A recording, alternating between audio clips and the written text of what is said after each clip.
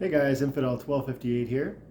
I am at Canuck Place with the family this week, and so video recording is a bit different. I don't have my usual studio, but I've got a beautiful kind of almost hotel room to work with, so that'll be nice. Today I wanted to do a video responding to a question from the audience. This is from William Hessian. I'm going to say it's pronounced Hessian.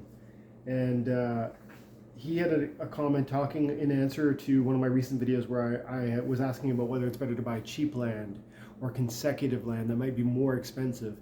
And I think there's a real interesting conversation there that's probably even more complex than that video alluded to. If you want a more thoughtful kind of conversation around that, I saw that Pete Jarvie put out a video talking about that exact topic, expanding on it, doing a full hour talking about how to find, do you want common, do you want rare, epic, legendary, do you want magical or occupied, and just exploring what price points made the most sense based on what they were including. So check that one out. And yeah, back to William. William left a comment, and he was talking in response to my video, and he said about land, he goes, I might be wrong, but I still think land might have lackluster value until the spell NFTs get started. I'm still imagining a clearance sale period once we get to the next few phases, and that's when I want to pick up more plots. Maybe I'm just procrastinating though. And I think there's a lot of speculation in that. Before we go any further, I gotta say, anything I'm gonna say to you in this video is absolutely speculation. But as always, I think there's ways to think through the fundamental considerations that are in front of us and come to it with logical, I guess, processing. I'm not saying you can find definitive yes/no answers to some of these questions, but I think thoughtful consideration can lead you to thoughtful ends. And so on this topic, what is land right now? Maybe it's expensive. Maybe in 1, 2, 3 months, it's going to be cheap by today's standards. Why? Because the real utility of land isn't going to be begun until we can mint NFTs with the farming production from the land. So he's right in one sense that the big release that's going to be associated with this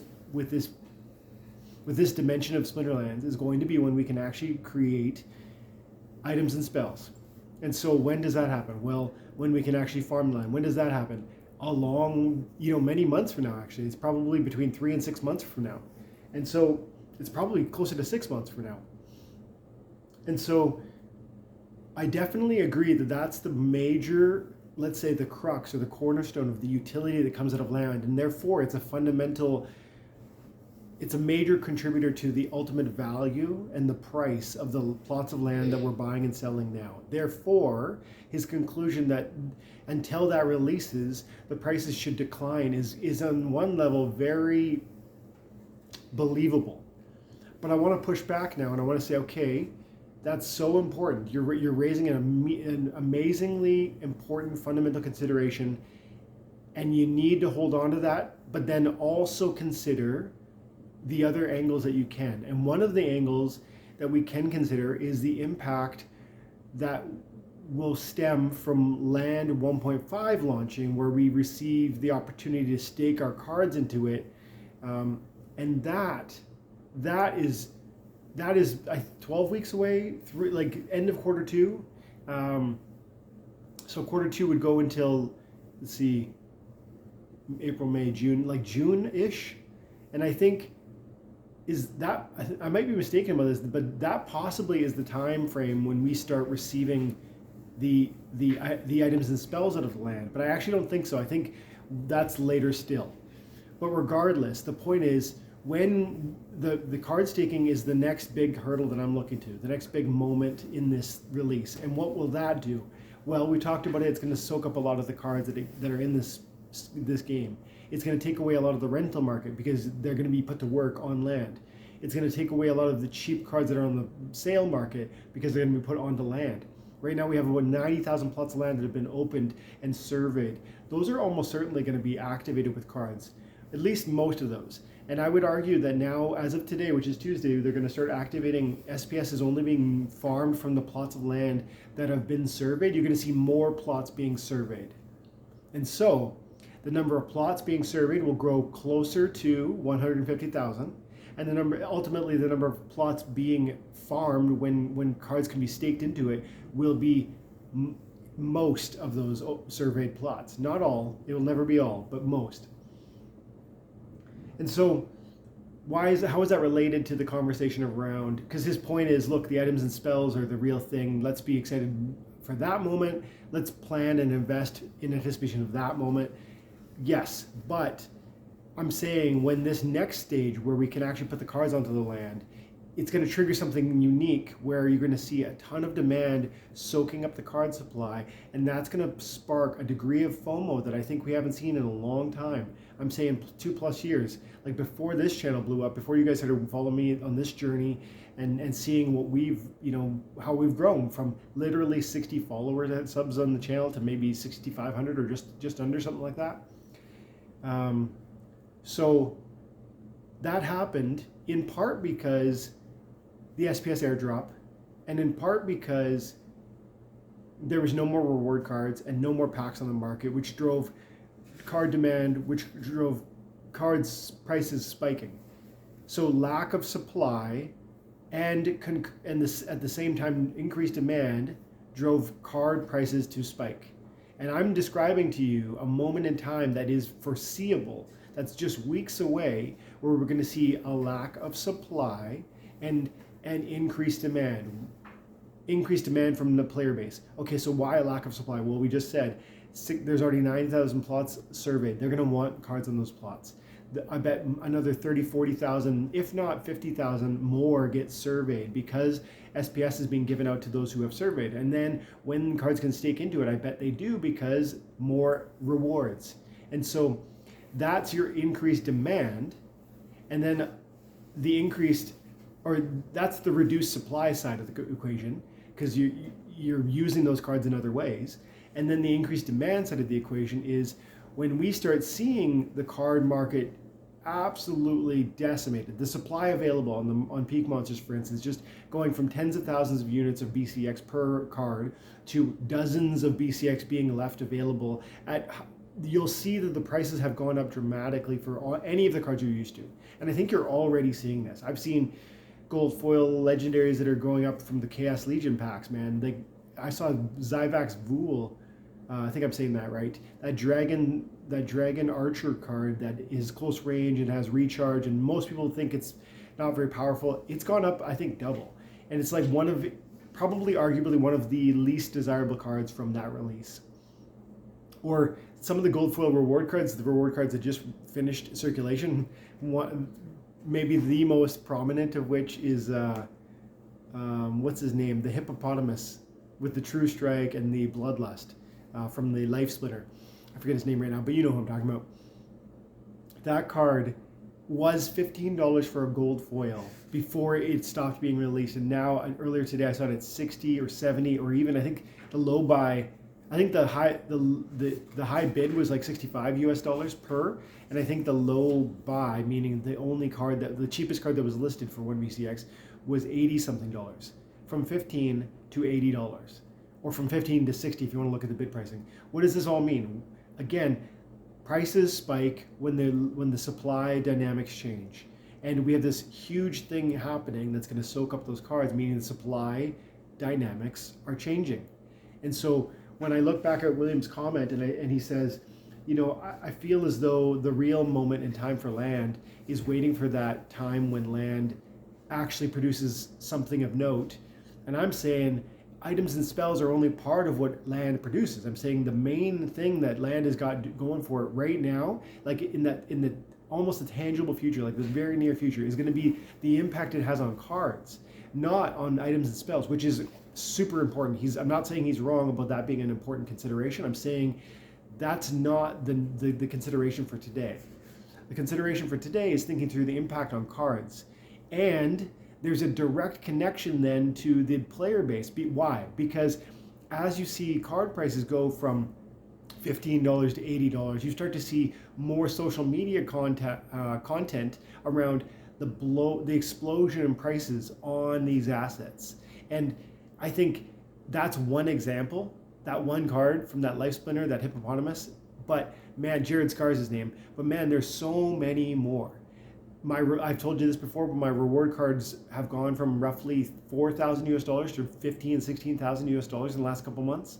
My gold foil deck, I only recently started tracking it, so I haven't seen exactly how much it's grown, but I think it pays. Here's what I'm saying.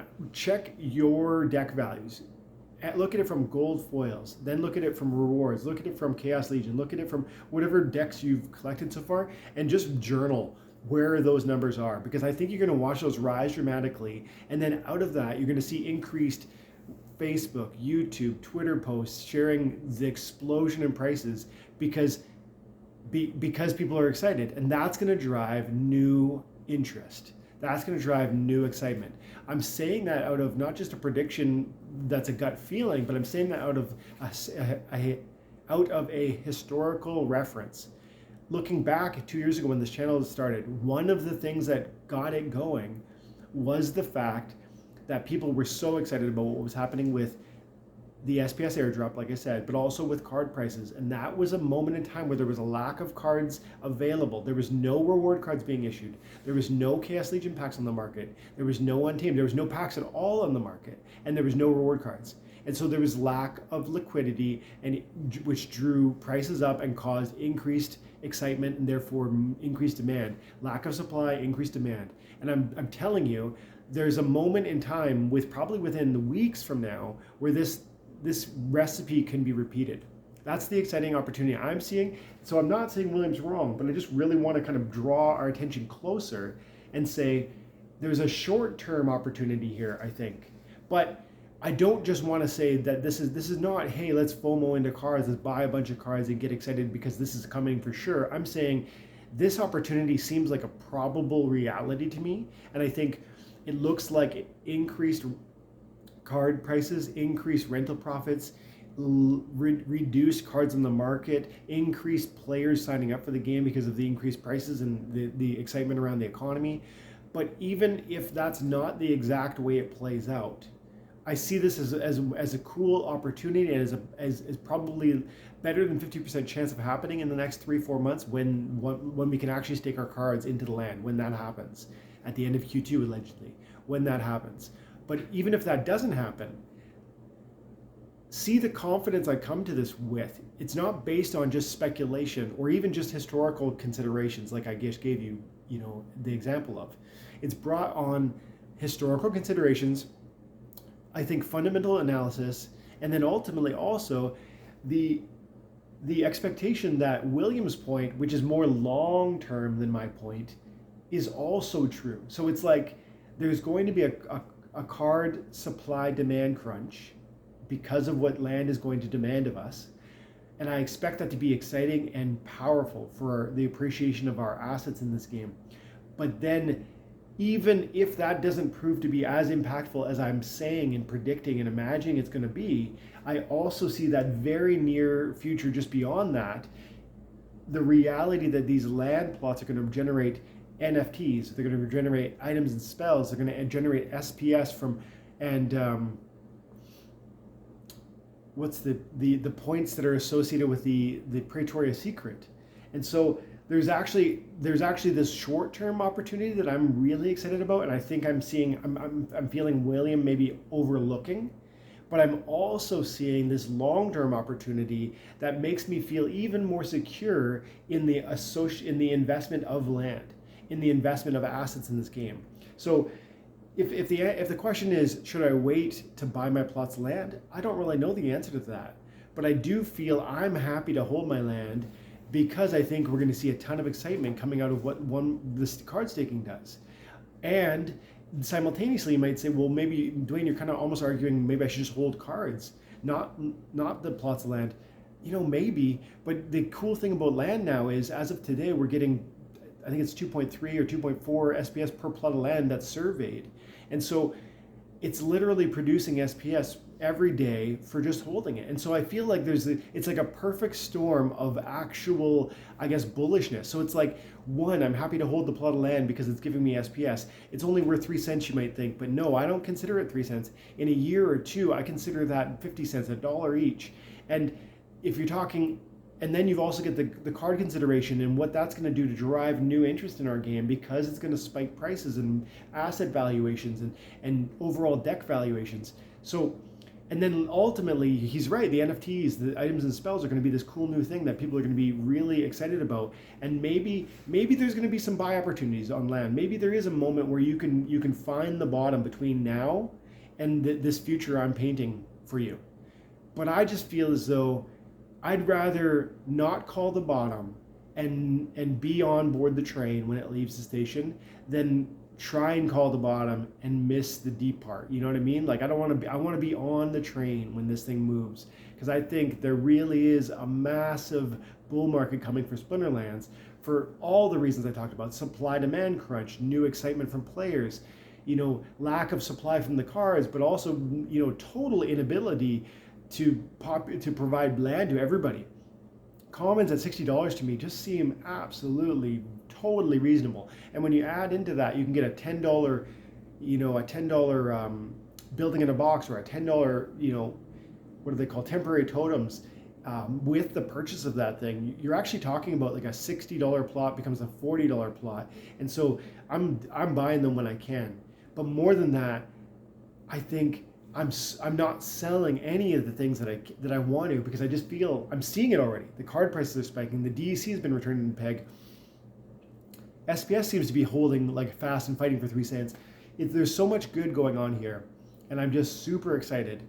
And so I just want to leave it there and say I think there's bullishness in the short, the medium, and the long term. And I think I'm not saying that means rush out and buy land. I'm not saying that means rush out and buy more cards. But I am meaning, don't sleep on this moment right now. Don't think to yourself that, oh, I can wait 3 months, 4 months, it's going to be cheaper still.